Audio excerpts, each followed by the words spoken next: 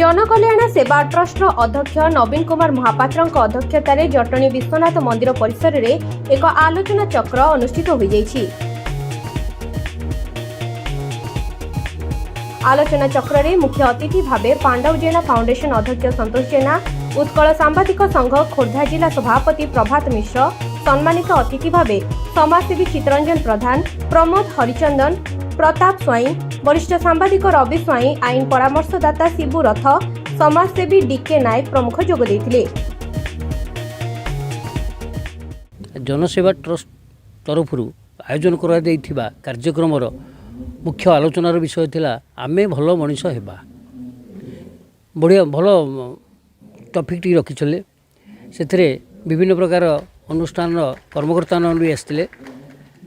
मते भारी खुशी लगिला ये अनुष्ठान तरफ करा आलोचना चक्र किभली भावे अवहेलित अवस्था थिबा व्यक्तिविशेष एवं महिला एवं छात्र छोट छोट पिला माने तांको से माने से मुख्य स्रोत आनिकी पहुँचे भल मनीष करने को मु ए संस्थार कर्मकर्ता मानू अनुरोध करुछि।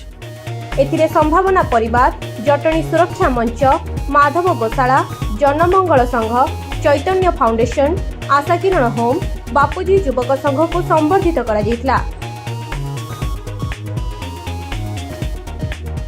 वास्तविक ए दुनिया रे बंचिबा को हेले भल मनुष्यटी निहाती आवश्यक।